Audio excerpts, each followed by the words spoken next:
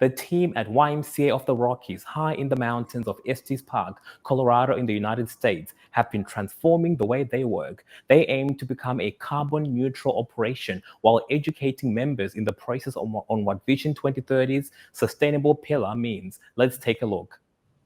We're located in the beautiful Rocky Mountains of Colorado. We have two centers.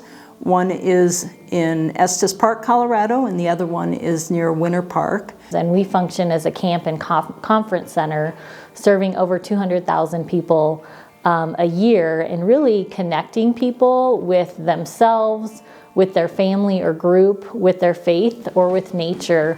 30 years ago, we would have seen winter approach basically by the end of October, and the snow was at least a foot deep by then, and it was there to stay until May.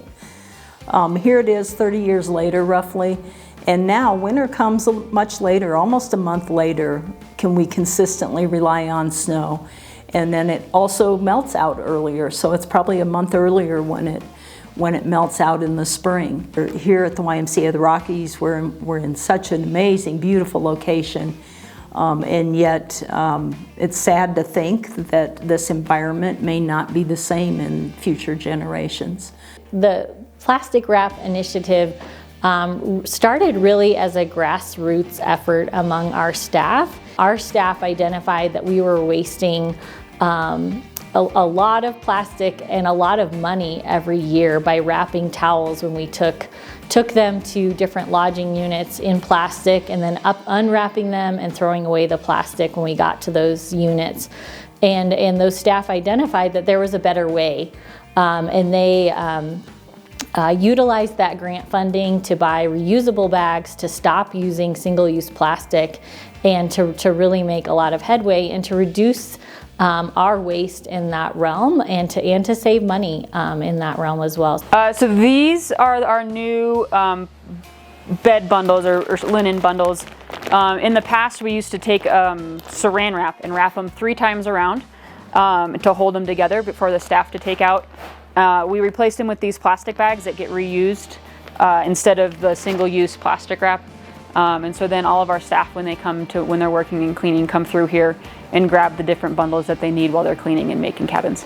It doesn't take much to make a difference. All we did was change the saran wrap plastic in our department, and we have seen huge benefits from that, as well as the reduction in the waste that we're producing.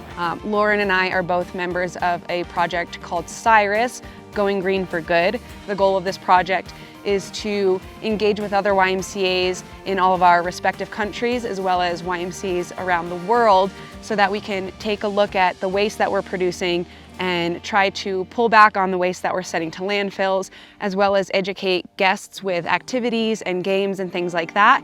So our biggest goal is education through this project, but it's also to engage and activate climate action in YMCAs around the world. We're going to be out here doing a waste audit as part of a project with our Cyrus team. How a waste audit works is you collect all of your trash for a given period of time. For us, we did it for a week.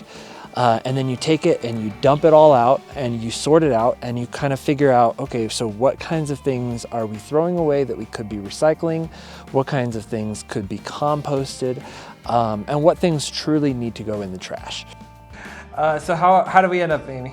So after doing all the math, it looks like 60% of our total waste could have either been recycled or compost. So that means 60% of what we're collecting and sending to landfills could have been diverted. The YMCA of the Rockies new strategic plan that was approved by the board in April of 2022 has 5 pillars. And one of those pillars is environmental sustainability.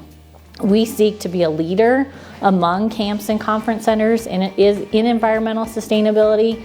And we know we've got a lot of work and a lot of opportunity to live into that. I would like to share with other YMCAs that are considering this as part of the Vision 2030 and the Y movement to really embrace a focus on environmental sustainability, to know that the work we do in that space is benefiting the adults and the youth that we serve, and the future of our planet.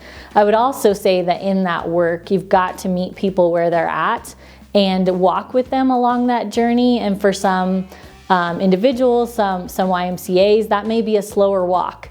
And for others, it may be a much quicker walk. But meeting people where they're at to walk on that journey together, I think, is critical.